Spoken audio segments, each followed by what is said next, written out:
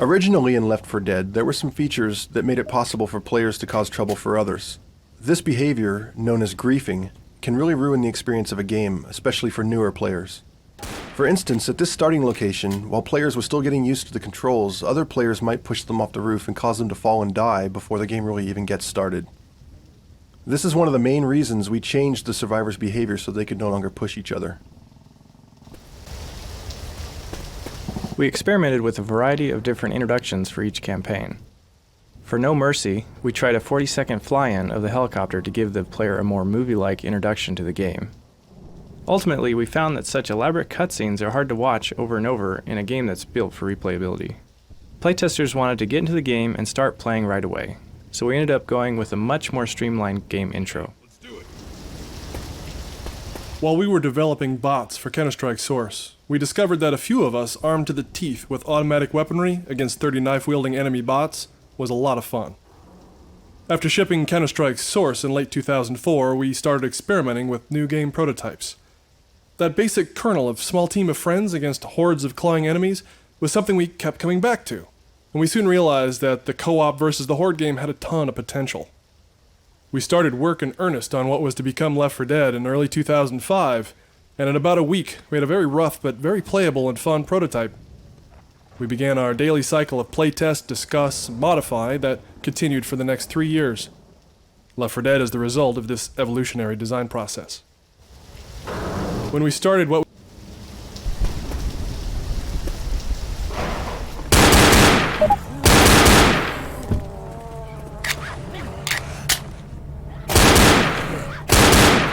We treat the infected horde as a major character in Left 4 Dead and spend a lot of effort in making their movements believable. This includes hundreds of motion-captured animations that are algorithmically blended with the physics system to create characters that realistically interact with their environment and each other. The common hordes stagger around, cough, vomit, fight amongst themselves, lean against walls, sit on the ground, and lie down as part of their wandering behaviors. If something wakes them from their stupor, they become alert and look around for the source of the disturbance. When they see a survivor, they become enraged and acquire that survivor as a target, taking off at a full sprint, leaning into their turns, jumping and climbing over everything in their way, trying to get to their victim. We wanted to express this rage in their faces as well, so we found efficient ways for each member of the horde to make intense facial expressions. We chose to make their eyes a solid milky white, partially because it looks creepy and disturbing, but also because it's much less expensive than drawing and controlling separate eyeballs for each infected. Left 4 Dead requires a variety of areas off the main path where the infected can spawn. We learned that once we had created these spaces, players naturally wanted to explore them. So fairly late in development, we decided to reward the players for going into these areas by allowing the random creation of bonus items such as pain pills, Molotovs, pipe bombs, and extra pistols. The most common attitude toward music in multiplayer games is that it just gets in the way. We wanted the music in Left 4 Dead to heighten the key emotional elements that should be inherent in a horror game, keeping in mind that everything in a game should contribute to gameplay. Therefore, we made a simple set of goals that the music should meet to keep people from turning it off. Players who leave the music on are treated to a variety of subtle audio cues that not only deepen the horror experience, but make them better players.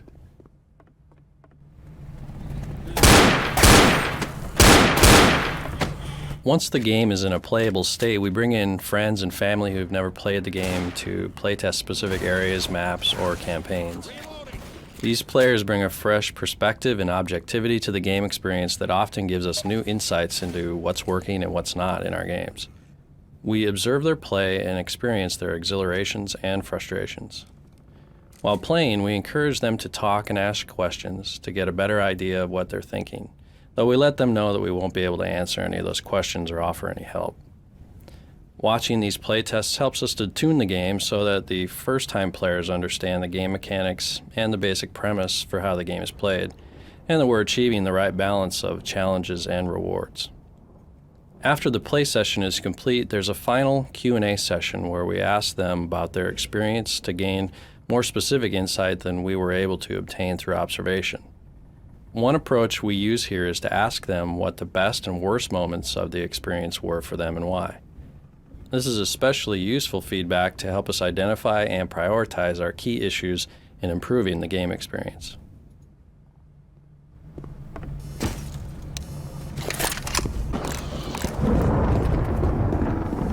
The designs of the boss infected were driven directly from weaknesses observed during our daily playtesting. For example, in the very early days of the game, there were only common infected. As a result, the survivors had a very simple rule of shoot everything that moves. Although this was fun, it lacked tactical depth and variety. The boomer's goal was to shake this simple rule up a bit, and he became the zombie that you do not want to shoot. Originally, the boomer just exploded when shot, instantly dealing a lot of damage to everyone nearby, or even the whole team if someone made a bad decision in close quarters. The boomer didn't yet have his vomit attack. That horde drawing ability belonged to the screamer. As the design of the game continued to evolve, the screamer was cut, and this horde attracting ability was transferred to the boomer's vomit attack. This attack fit the hugely obese and gluttonous visual design of the boomer well. Once the boomer could vomit, we realized that this was a much more interesting game mechanic and changed his explosion from an instantaneous damage-causing one into the current vomit-splattering one. The boomer's vomit has a couple of very interesting game mechanics. Along with being temporarily blinded with vomit in their eyes, whoever is hit by the vomit becomes it, and the incoming horde of zombies only attacks that player, essentially leaving him to the mercy of his teammates' willingness to protect him. The other players who have not been vomited on have to make a quick decision about how to deal with this new situation. Another feature of the vomit attack is that it is not an instantaneous blow that causes damage, unlike the previous exploding version of the boomer. Instead, there are often several seconds of dread and anticipation where the player knows the horde is coming and can prepare for the onslaught, but there's uncertainty about how things are going to play out. This kind of anticipatory drama is amazingly powerful and makes the whole Left 4 Dead experience work well and keeps the players on their toes. The Screamer was a boss zombie who didn't have any actual attacks. He was bound in a straitjacket. You knew when he was around because of his crazed, maniacal cackling. The trick to the Screamer was that if he saw you, you had a moment to kill him before he ran away. And once the Screamer got away from the survivors to a hiding place, he would emit a loud, howling scream that would cause a huge mob of zombies to attack the survivors. While there were several exciting moments of knowing you had to chase him down to shoot him before he screamed, dodging zombies all the way, ultimately it proved too confusing for the survivors to discover how he worked or even to reliably notice him in the crowd. He was cut, and his horde drawing attack eventually evolved into the boomer attack. To overcome the horror and darkness of Left 4 Dead, our highest priority was to create 4 believable people for the survivors, which you could connect with. With the design of Francis, we were looking for a large, imposing character that would fit in well during the zombie apocalypse. He needed to feel huge, fit believably into the world, and read well as a silhouette. The biker look was a strong choice, as the read of bare arms, a stained white shirt, and leather waistcoat, all on a 6'5" frame, certainly made for an imposing, paired-back shape that read clearly amongst the chaos. When dealing with an environment that is as dark as Left 4 Dead, a strong graphic read would be essential in combating the visual noise of hundreds of zombies frantically flailing about. The survivors are in effect visually our last hope and read as warm and enduring people in a world gone mad. The zombies, on the other hand, are desaturated, fairly cool in their colour palette, and lack a lot of the contrast of our survivors. The 4 characters were designed as a unit, so that while they stand out together from the rest of the world, their strong silhouettes and colour contrast provide clear reads for each individually, yet a signal team. We wanted to conjure 4 survivors that would resonate realistically, and thereby complete our horrifically rendered vision of the zombie apocalypse, which you, the player, now find yourself in. To find a coherent visual look for Left 4 Dead, we first had to make choices that would help enhance gameplay in a very dark setting. The darkness is crucial to Left 4 Dead, as it forces players to stick together and encourages cooperative gameplay. We took advantage of lessons learned from our previous work on Team Fortress 2, particularly in regard to maintaining the readability of character silhouettes in a dark, chaotic environment. Meanwhile, we studied film techniques that have been employed successfully in dark settings to address the unique challenges and opportunities in a highly dynamic game environment. To accentuate the notion that you're playing through the ultimate zombie movie with a band of your friends, we added various filmic effects to the source engine. Using these effects, including color correction, film grain, contrast, and vignetting, we were able to define a stylistic filmic look that balances a visual drama with clear readability for players. When we started what was to become Left 4 Dead in late 2004, or Terror Strike as it was known at the time, our team was quite small. However, we knew we had certain strengths, one of them being AI. AI is just shorthand for software that results in apparently intelligent behavior, which can take many different forms. In our case, we wanted to explore procedural content generation, creating an AI algorithm that would generate endless amounts of content for players to consume. The advantages of this are many. Not only would the game be infinitely replayable, but we could theoretically create huge amounts of game experience with a small team and some clever programming. The reason we decided on a humans versus the zombie horde motif was that the actual core game mechanic, shoot lots of zombies, is kind of a known fun quantity. That allowed us to take more risk on the side of procedurally populating our zombie world, than to experiment with a procedural system that manipulates the dramatic pacing of the game. Taking this risk has really paid off so far. Not only do we, the dev team, still enjoy playing our game after doing so for 3 years, but the procedural population system has really saved a ton of effort. For example, if we tweak some portion of how the game plays, we only have to do it in one piece of code, which then automatically populates all 20 of our maps and all future maps we or our fans create in this new way. Local contrast adjustment is another film effect we've implemented in Left 4 Dead. We control contrast dynamically keyed to peak events in the game. When everything suddenly gets sharper, this is a visual parallel to an adrenaline rush. We use contrast to emulate a heightened sense of awareness. While players may not be consciously aware of these effects, they eventually come to associate subtle changes in visual presentation with shifts in the game's intensity.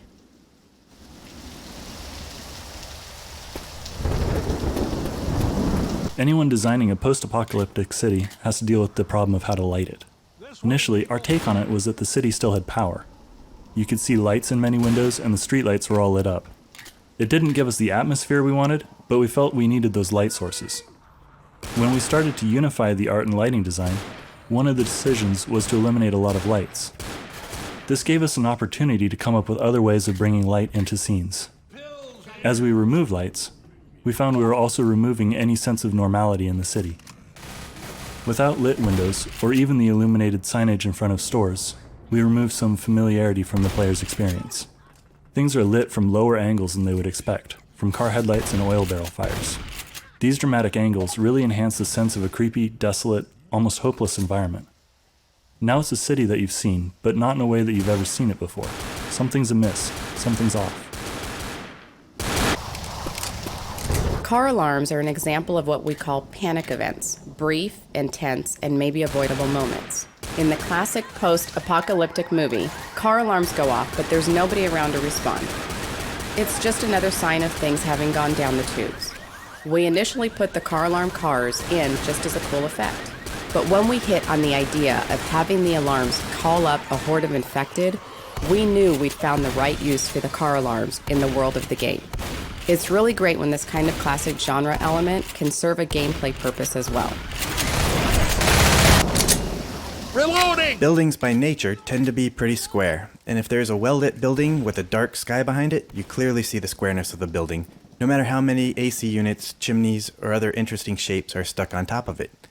So what we did here was flip the typical lighting scheme and put a bright sky behind dark buildings. Suddenly, the pipes and chimneys blend into the building's silhouette. Now, instead of seeing individual details like the AC units, you're seeing a much more complex, organic-looking skyline in the background. And because the mind expects a similar level of detail throughout an object, your imagination fills in the detail in the dark areas of the building based on the silhouette. Early versions of Left 4 Dead allowed more skillful players to run off on their own without much fear of deadly consequences, bobbing and weaving around the infected before they could react. The addition of player slowdown, when hit by a common infected, severely reduced the player's ability to simply run straight through the horde. More importantly, the Hunter Pounce and Smoker Hang presented fatal situations for a player on his own. These additions instilled the fear of being alone in even the most seasoned of FPS players, reinforcing the value of tight teamwork.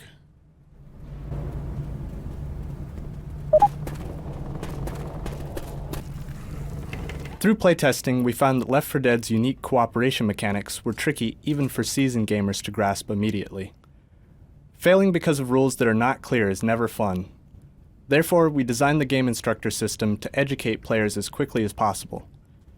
Because first-time players can potentially join an in-progress game at any point, it was critical that the game instructor dynamically interpret game events.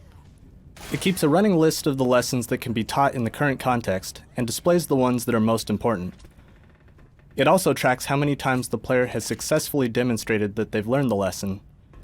Once the player has proven competence at any specific lesson, the hint is never shown again.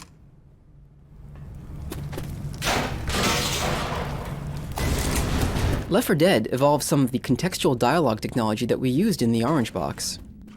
Each survivor has a large database of lines to choose from based on their present activity and a variety of factors, such as their health, stress level, kinds of special infected seen so far, and many others. Each line can potentially trigger an automatic response from another character, allowing rich conversations to be dynamically generated based on the player's history together in the game so far. Another way we try and give players a new experience every time they play Left 4 Dead is that in addition to randomly placing bonus items like pain pills and pipe bombs, we vary the location of the more powerful weapons: the auto shotgun, the assault rifle, and the hunting rifle. These weapons will always appear somewhere on the main path, but there are 4 different areas in the subway station where they can spawn. This means that players can't take these positions for granted on repeated playthroughs, and must keep their eyes open for the weapon upgrades.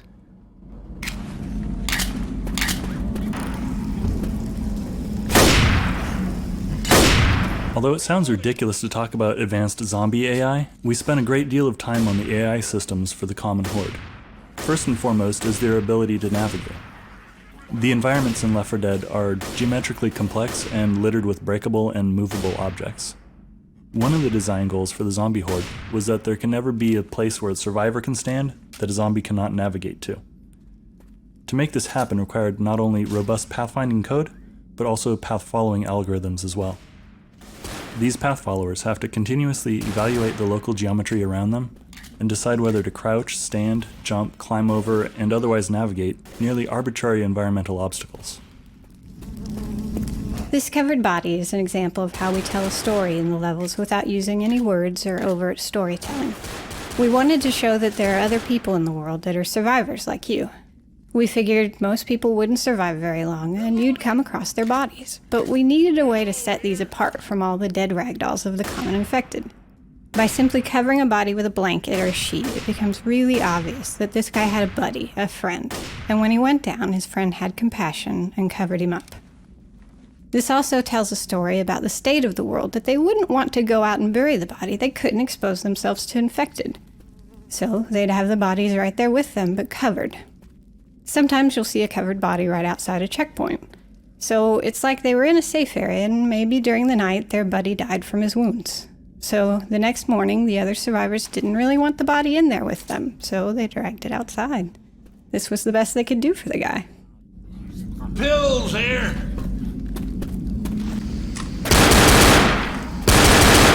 Smoking the set is a common film technique used to help separate background and foreground elements. We use particles and distance-based fog to do our own version of smoking. Our first experiments proved frustrating for players. We used a realistic dark fog, but this obscured character silhouettes and gave no sense of the vast surrounding environment. Once we lightened up the fog, the maps gained a greater sense of scale and distance, and the readability of characters greatly improved, so the players could more easily tell friend from foe. Fog also helped players spot important events, like zombies climbing over distant fences. So changes in visual design not only improved the look of the maps, but aided players in anticipating and coordinating their team ahead of attacks.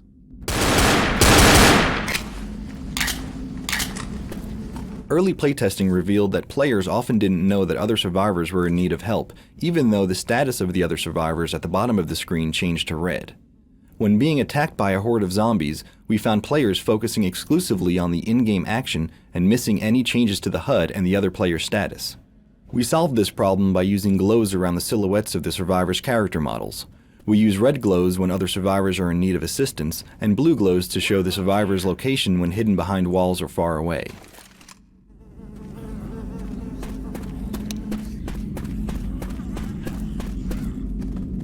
In Left 4 Dead, players carry flashlights to illuminate the environment. These shadow-casting light sources not only add surface richness and provide important visual depth cues, they tie into gameplay.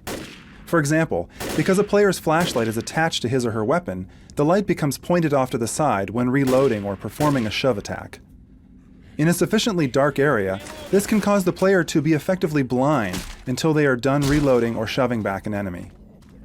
Like so many of Left 4 Dead's game mechanics, this encourages cooperation, as players know they may be left in the dark if they choose to reload at the wrong moment. Reloading pipe bomb! Before there were rescue closets, survivors who died during the game had to wait until the next checkpoint before they could rejoin. As the game matured, the time between checkpoints reached 10 to 15 minutes, clearly too long for a player to sit in spectator mode. Although it may seem obvious now, it wasn't really clear how to bring dead survivors back into the game in a simple and believable way. Once we hit on the mechanic that you're rescuing a survivor who has barricaded himself in, the problem was solved. This solution is typical of Left 4 Dead game mechanics. Hearing a trapped friend call for help creates a dramatic situation for the survivors and creates a new short-term goal for the team to accomplish. Also, finding a lone survivor that joins your team is a staple of the horror movie genre. Finally, it provides plenty of opportunities throughout the environment to bring dead players back into the game. Mullet, fire in the hole! Molotov over here! We set out to create an interesting trade-off between the pipe bomb and the Molotov from day one. Given the limit of a single item in your inventory, the choice needed to be meaningful.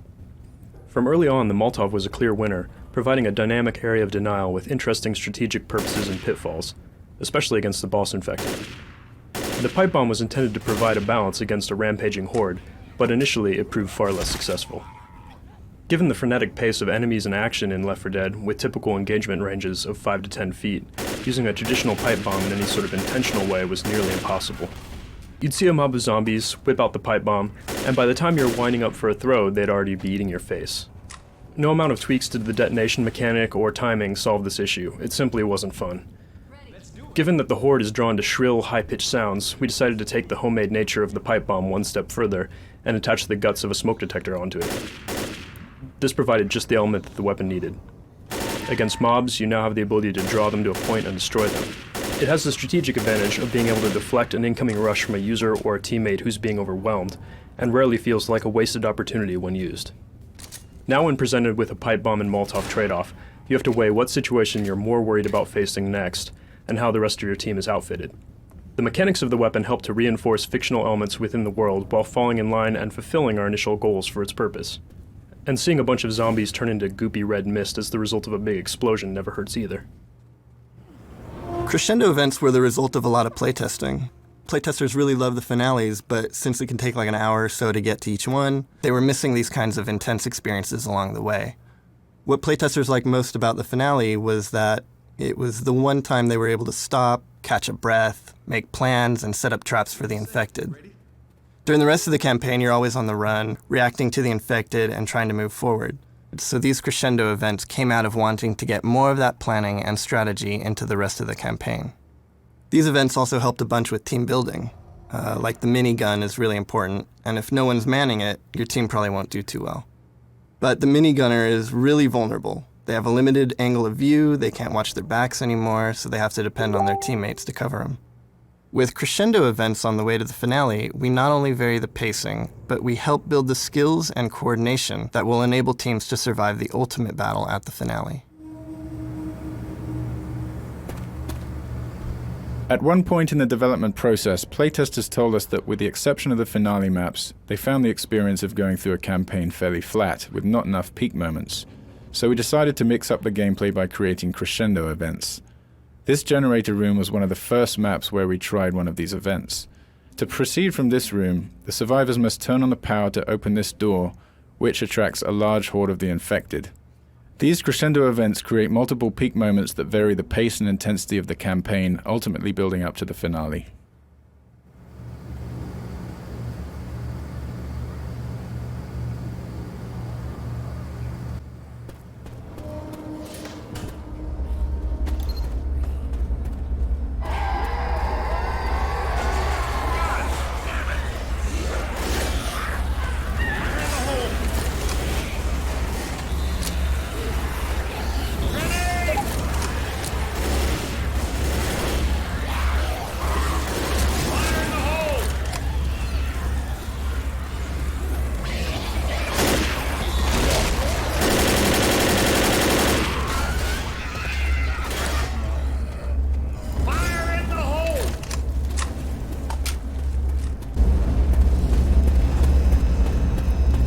One distinguishing characteristic about Lewis is that he represents the everyday man.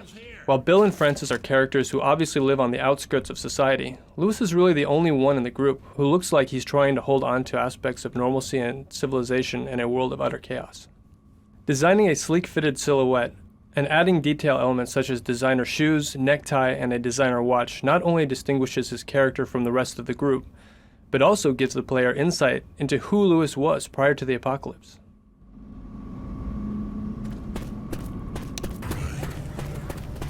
Lighting was one of our toughest challenges. We had to find a light level that was atmospheric without striking players as frustrating or unfair. Wherever possible, we let lighting tell the story and enhance the gameplay. Playtests proved that in a dark game, players will go wherever there's light. All we had to do was set up a few critical lights, and players are drawn to them like a moth to a bug zapper. This simplified lighting also made it easier to read silhouettes, so that players could more easily tell survivors from infected. And the car headlights proved to be one of our most flexible props, casting long dramatic shadows that tell a story of abandonment, while being easily positioned to lead the survivors where we want them to go.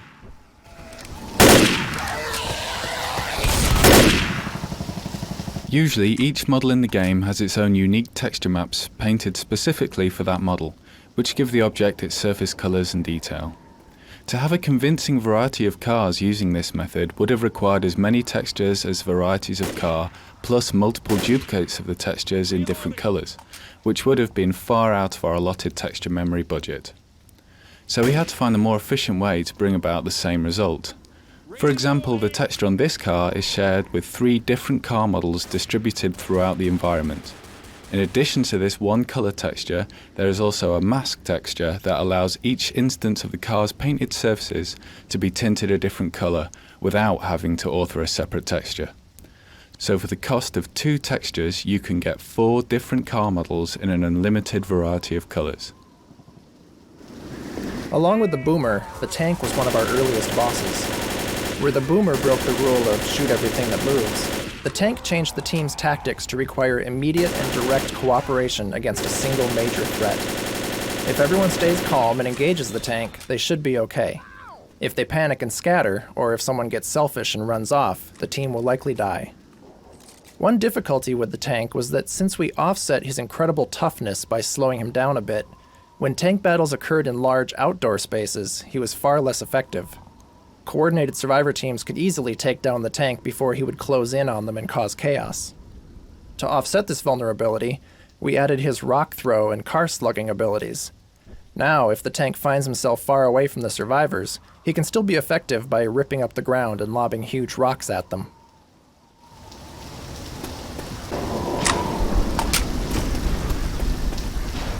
One of the film techniques we relied on was color correction.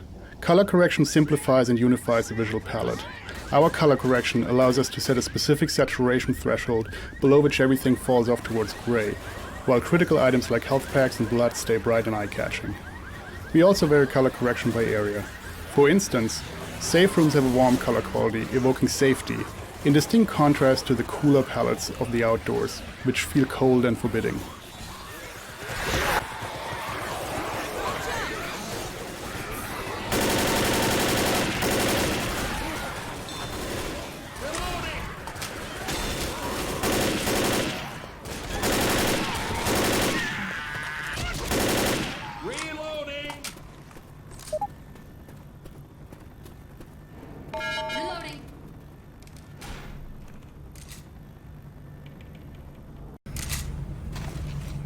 Initially, designers placed the spawn locations for common infected mobs in each map. However, it became obvious after a few playthroughs that skilled survivors knew exactly where each of these were, killing the atmosphere of anticipation and constant danger. To address this, we tried creating sets of these mob generators and randomizing which sets were active for a given session. This helped somewhat, but ultimately it meant that experienced survivor teams would just have to check a few more known locations. Since a primary design goal of Left 4 Dead was to create an experience that could be replayed indefinitely, we needed a new approach. We decided to go for the ideal but riskier solution, a completely procedural approach that would determine where to create mobs on the fly as the team was playing. Although it took longer to build this system, in the end it worked better than we even hoped. Not only were experienced teams no longer able to expect where mobs would hit, but the process of populating maps with enemies was hugely simplified. What used to take weeks of painful iteration and constant updating as maps were changed became a 5-minute process that was much more tolerant of map changes and actually played better. It was so successful, in fact, that we can't imagine building Left 4 Dead without a system for this kind of procedural content. We later expanded this system to add wandering zombies to the environments to increase the survivors' tactical choices and add additional variety to the game experience. Once this design decision was made, these wanderers were added to every map in the game with just an afternoon's worth of code from a single programmer. We play-tested the idea that very same day.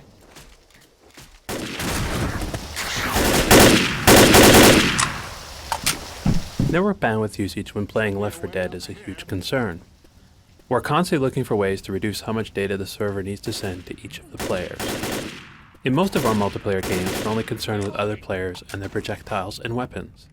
But in Left 4 Dead, we must update not only the behavior of other players, but those of a horde of infected. In the hospital campaign, a lot of the surfaces are flat, such as halls and road rooms. By making sure the infected only send their height when it changes, instead of giving complete position updates, we shaved almost 10% of the bandwidth from the server. The process behind designing Zoe's character wasn't as straightforward as the other three. Developing a young female in a zombie apocalypse isn't easy with a backstory like hers. She had to be attractive and worn down at the same time. She needed to be tough and able to hold her own, even though she's occasionally terrified. Her readability was also something we had to take into consideration. A bright red jacket solved the problem. It pops out amongst the gritty, desaturated zombies and the dark, subdued environment. As far as the rest of her appearance, there was a little bit of back and forth as her character came into focus through iteration. Finally, we were certain that the character model met our goals, and Zoe unfolded into an everyday young woman who everyone can relate to. Hospital's just on the other side of the waterworks. Our first maps created specifically for the game were giant non-linear city sections. The idea was that the survivor team would have to find their way through the zombie-infested city. Playtesting quickly revealed that keeping track of your teammates and fending off the hordes of zombies completely consumed players' attention. Adding on-the-fly discussions of which way to go were slow and frustrating. More importantly, however, was that the teams quickly found their favorite route and tended to always run the same way every time, minimizing their on-the-fly decisions. By paring down the city to a representative and fairly linear route, we could better spend our limited resources making that area highly detailed. Originally, the survivor's path forced them through a gas station convenience store and out by these pumps. Due to the path, many players accidentally shot the pumps from close proximity, leading to a premature and seemingly unfair end to their survivor experience. Through a cycle of playtesting and iteration, we ultimately arrived at this layout, which preserved both the life of the player and the spectacle of the gas station detonating.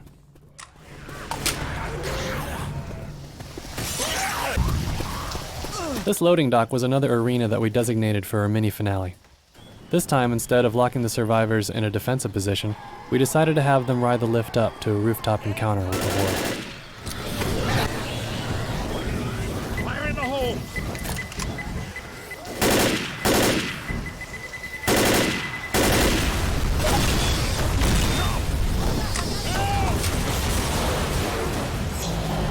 Watch out!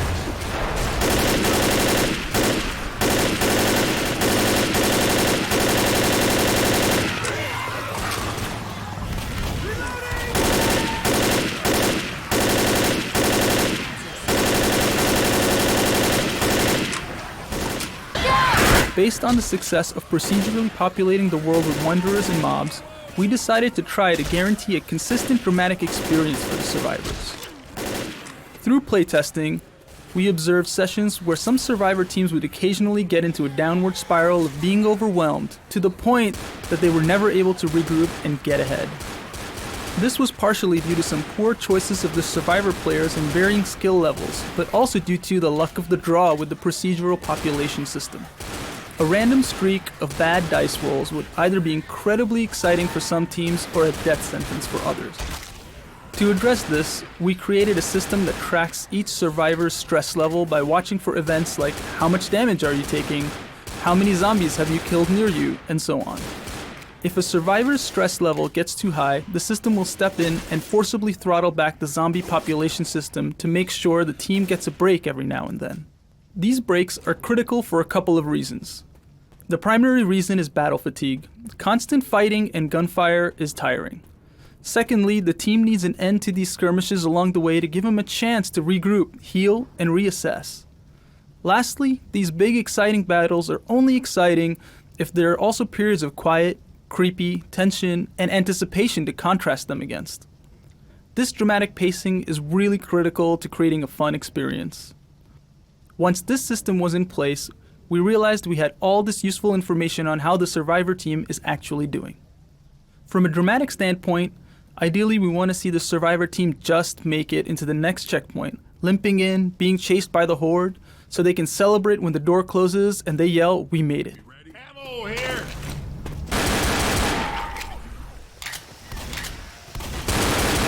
One film technique we brought to Left 4 Dead was the idea of grain. Film grain is most apparent in dark scenes, which made it an attractive visual effect for our game. Grain does a good job of implying detail in darkness, adding grittiness and texture. However, we found in playtesting that if we applied grain uniformly, people would quickly tire of the effect. We hit upon a method for dynamically varying the grain effect based on light level. Scenes range from grainy texture in darkness and shadows to no grain at all in the brightest spots.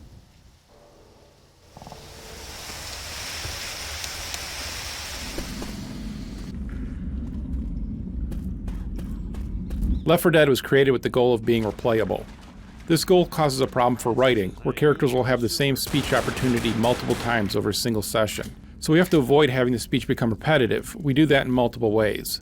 One is to have almost all the speech have a random element to when it plays. This stops the player from being able to tune out the speech because it is expected for a certain action. We successfully tested this on Team Fortress 2 and have expanded on that system.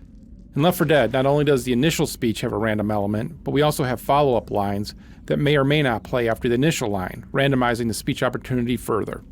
We also limit how often some lines play. No matter how witty or funny a line is, you're sick of it the 100th time you hear it in an hour-long play session.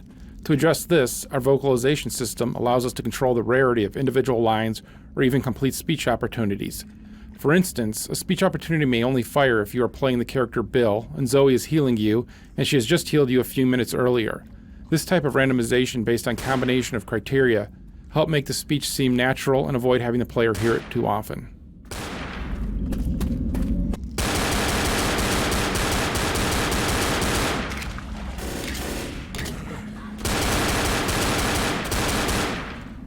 For much of the development of Left 4 Dead, Versus mode was the default and only mode.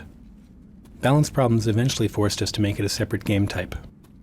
The problem was that if we balanced it to provide the survivors a reasonable chance of escape, the experience was a long and frustrating one for the player zombies. Changes that were necessary to make the player zombie experience satisfying also served to make the experience dramatically harder for the survivors. Separating Versus mode allowed us to break out of this dilemma. Rather than aiming for a 50-50 shot at the survivors escaping, now we're aiming for a shorter, more intense experience where the survivors are unlikely to make it to the end. The goal is simply to get further than the other team did.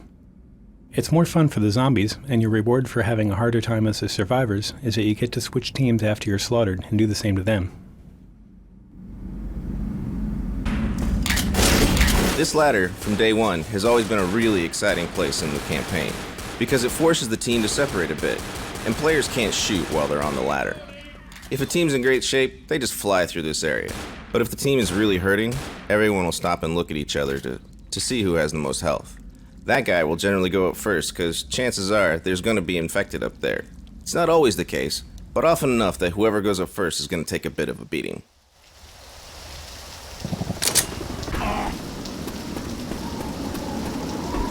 The witch is much rarer than the boomer, and her penalty is much more severe. Basically, if you shoot the witch, you will likely die. The witch has two functions. One is to provide an exception to the rule of shoot everything that moves. The primary function of the witch, however, is to force a change of pace on the survivor team.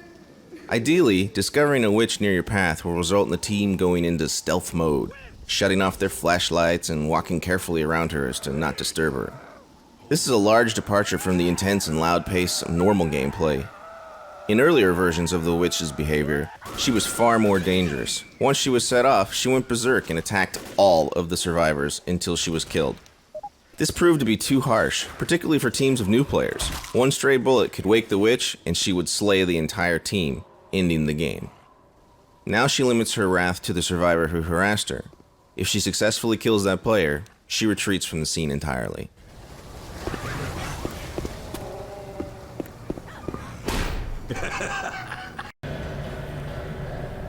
Valve has a long history of gathering real-world gameplay data and using that to improve our products. In Left 4 Dead, we automatically gather data from internal playtests and use that to tune the game.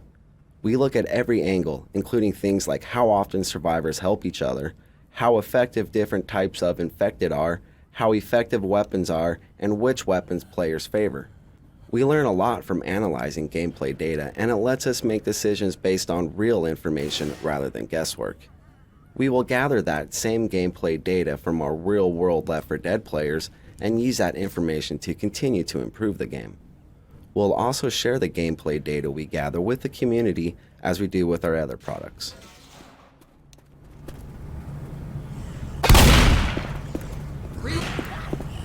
Since killing zombies is such a big part of this game, we invested a lot of time into making their death animations more dramatic than simple ragdolls. We had a professional stuntman on a motion capture stage perform about 100 different dying animations from different kinds of weapons and hit from different directions, like from the front or behind. We then combined these mocap animations with the physics-driven ragdolls.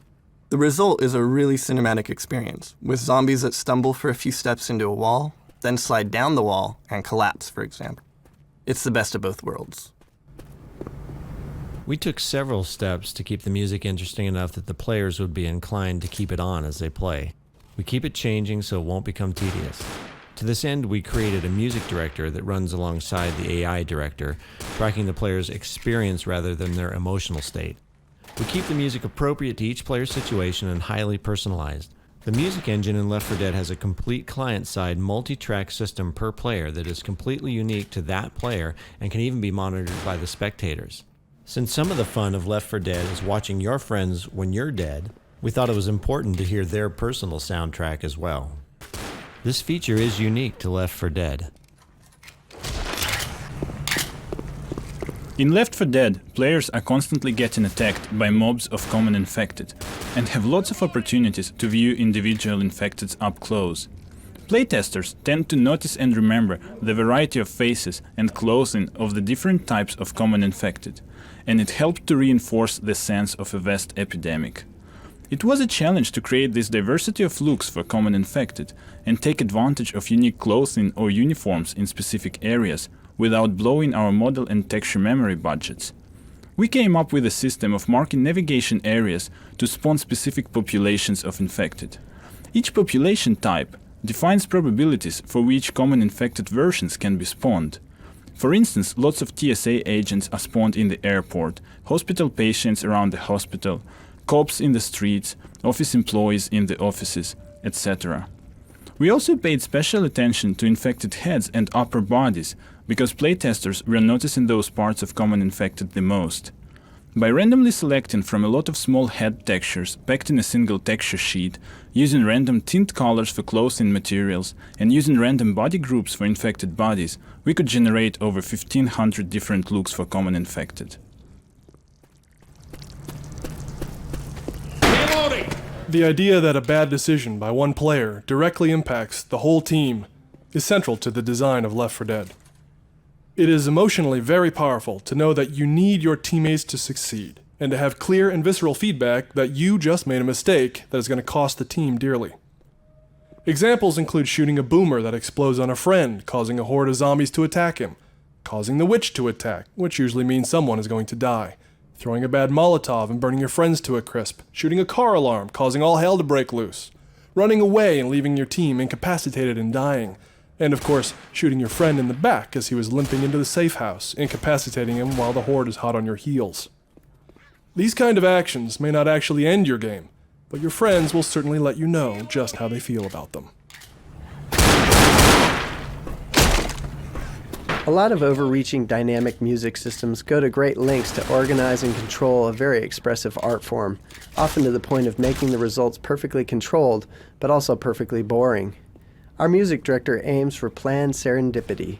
By designing the music and rule sets to increase the probability of beautiful happenstance and to minimize the probability of inappropriate mistakes, we end up with the highest percentage of musical events working as planned, a nice mid-percentage of acceptably artful mistakes, and very few actual poor moments.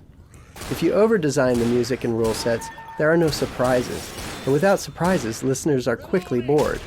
Ironically, by keeping things simple, the music seems planned. Greater complexity just leads to greater randomness and many more poor moments.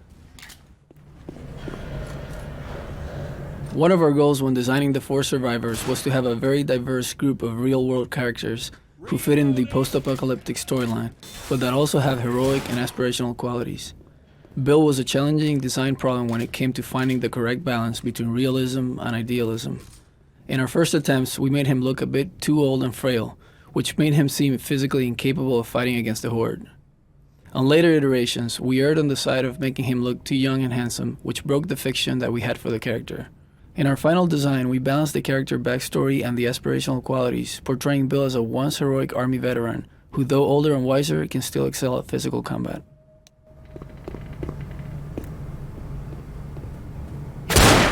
Reloading! The Crescendo event centered on this elevator has a very simple mechanic: survive until the elevator arrives. In order to distinguish it from other Crescendo events, we added breakable walls that allowed the Horde to smash through, surprising the survivors and providing access for them to attack from all directions.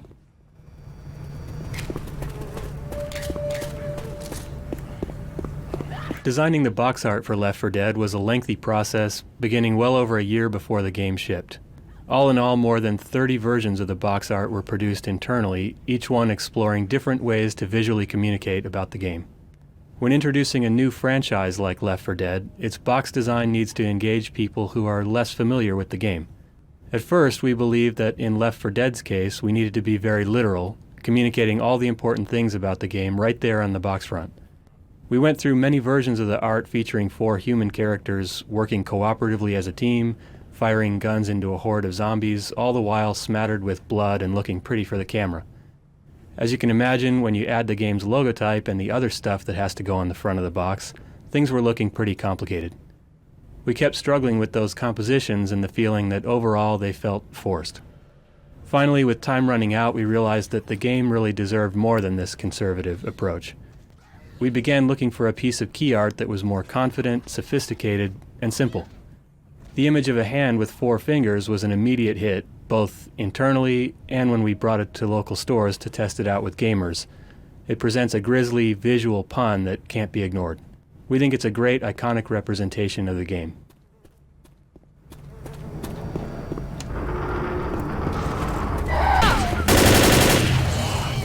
We base the music on what the player is actually experiencing and not on what we want them to experience.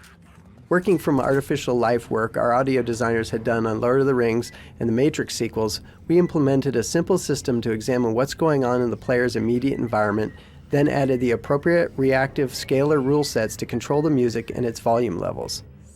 Most of the more prominent musical cues are thus reactive results from rule sets processing this input, making the musical experience specific to each player. This system also controls the dynamic mix system, another feature unique to Left 4 Dead.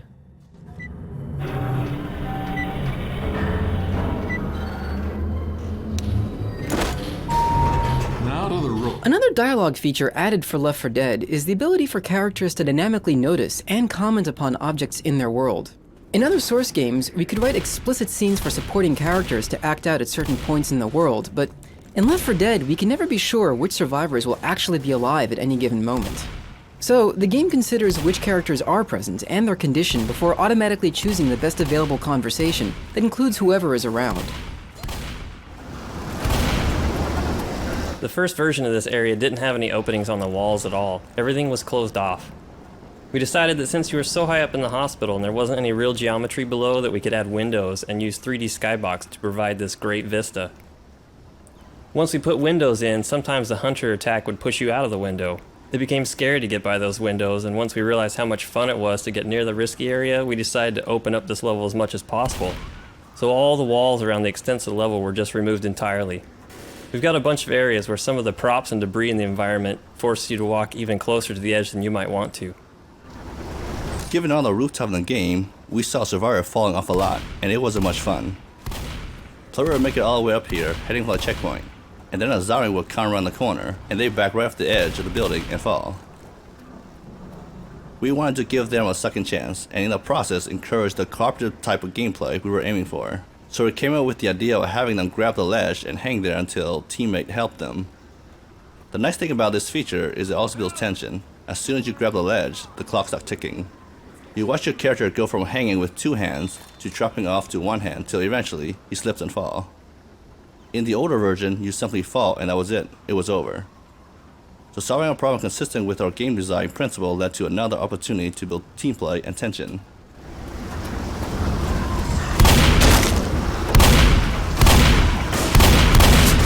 In playtests, people were often confused by certain events and elements in the game. The addition of musical cues helped distinguish these events and diminish player confusion. This was similar to the way that we experimented with distinct visual silhouettes in order to make our characters stand out in a chaotic environment. Audio silhouettes work on a preconscious level and are rarely perceived as intentional. During our internal playtesting, we ran into situations where a player who had a habit of making bad decisions kept becoming incapacitated to the point where the other survivors became frustrated, continually reviving and escorting this player 5 or 6 times in the space of a couple of minutes. Adding the 3rd strike and you're dead rule solved this issue 2 ways. First, it temporarily took these players out of the game and allowed the rest of the team to proceed and enjoy their experience. Second, the players who died found themselves as a spectator watching the more successful players. This not only gave them the opportunity to learn how the remaining players were surviving, but how they might improve their own performance as well. It also let them cool off and regain their composure in preparation for rejoining the game a minute or so later. Outstanding! Players need to learn from their mistakes as quickly as possible. In early versions of Left 4 Dead, if survivors failed a campaign at any point, we just put them right back at the beginning and made them play the whole thing over again. That meant that if the team dies in the last level, it'll be close to 45 minutes before they ever get back to that map to try something new. This made it hard for players to remember exactly what they'd done wrong, and so it was hard for them to decide what they might want to do differently. So now, when a team goes down, we just reset to the beginning of the level that they died on.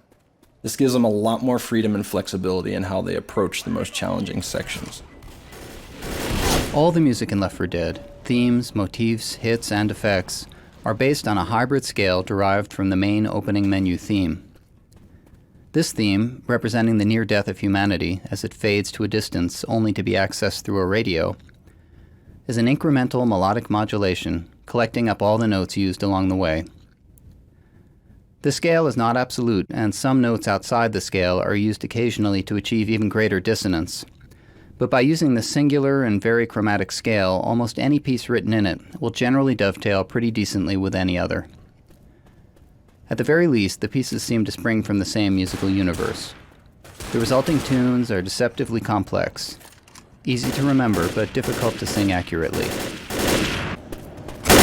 When players are moving through the world in a panic and trying to coordinate with their team, the last thing you want them to worry about is which key lets them crouch so they can scramble into a vent. Throughout the game, we tried to simplify movement controls so that players can enjoy the terror of the experience with as little frustration as possible. Here, and at similar obstacles, we make the survivor crouch automatically when they come to a vent. Wherever possible, we try to keep these decisions invisible to players, to keep the illusion that they're moving through this frightening world on instinct without ever thinking about controls. The Hospital Rooftop is the finale that saw the most iterations. It's the first one that we ever built. The initial design had the survivors inside of a building with the helipad outside.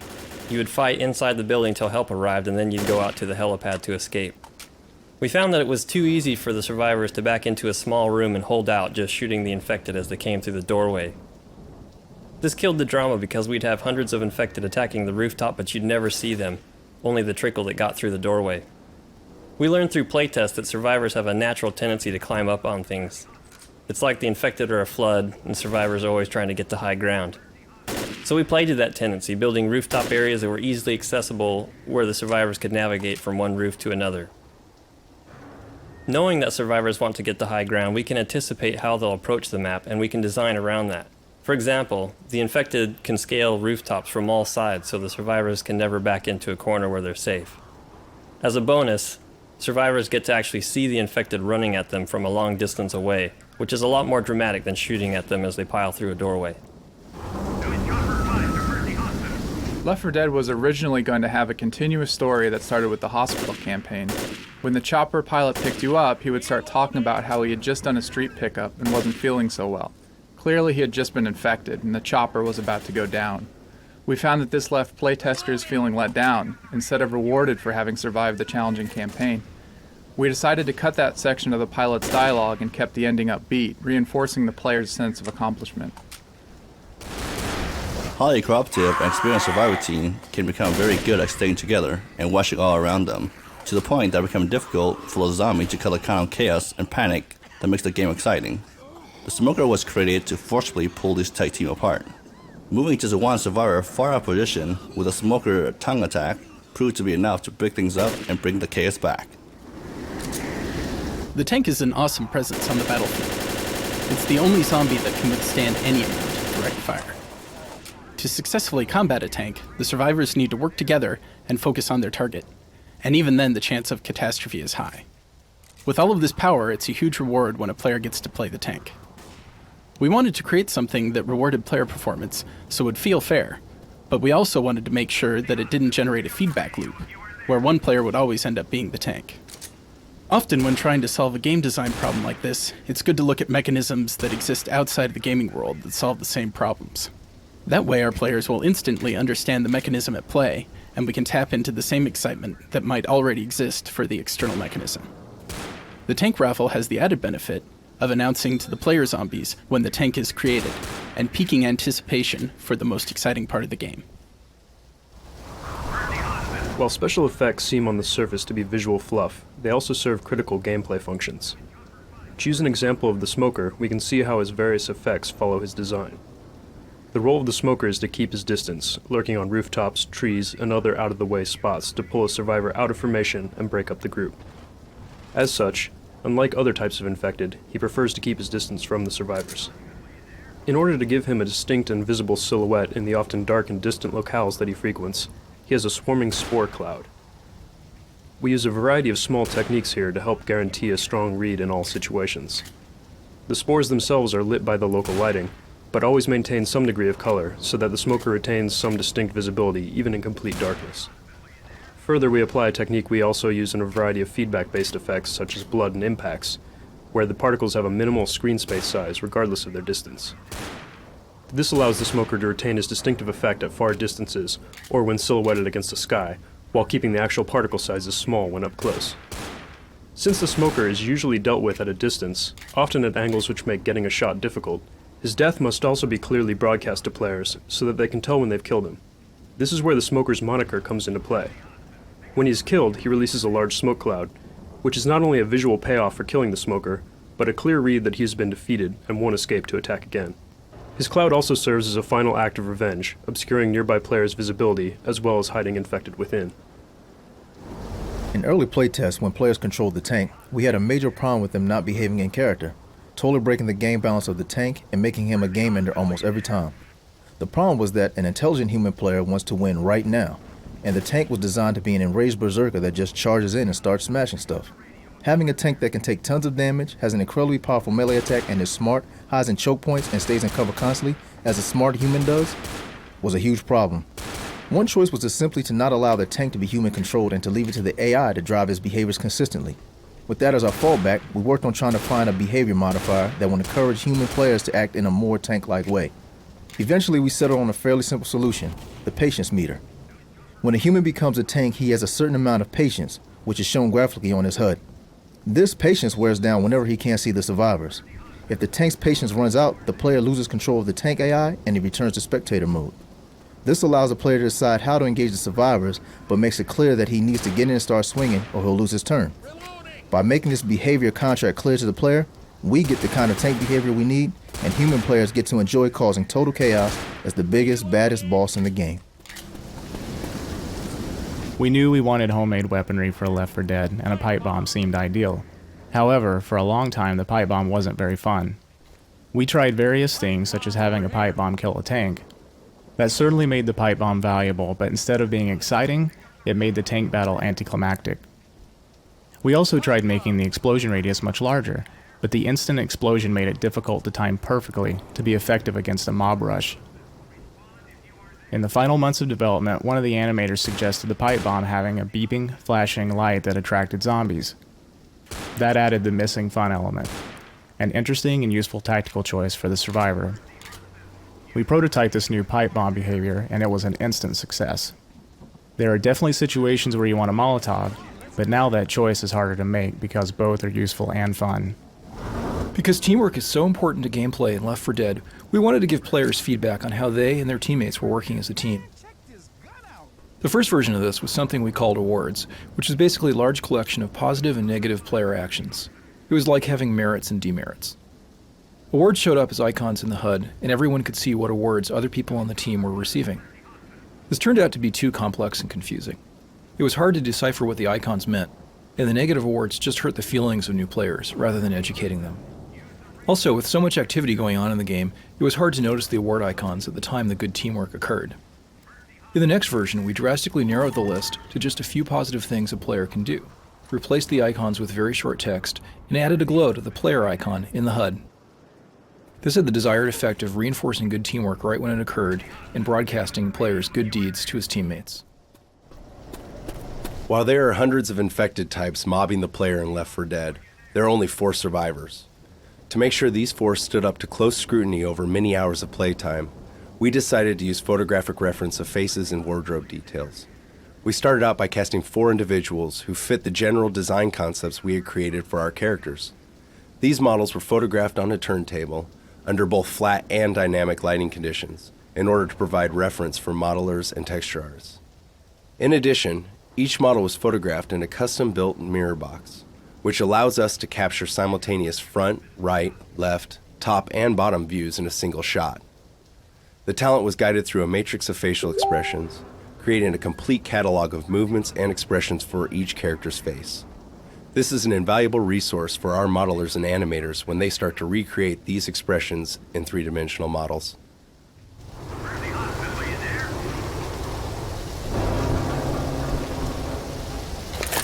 From the start, focusing on cooperation was a primary design goal of Left 4 Dead.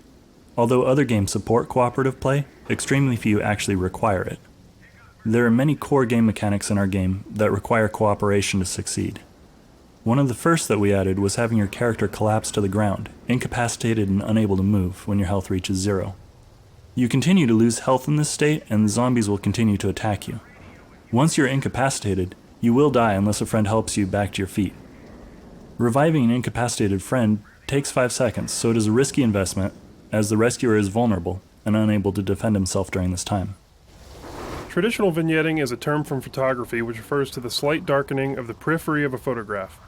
In our vignetting approach, we darken only the top edge and corners. This focuses player attention down into the middle of the play space where it belongs, while also creating a sense of oppression or claustrophobia. This is a great example of how a visual enhancement can have a positive effect on the overall game experience as well.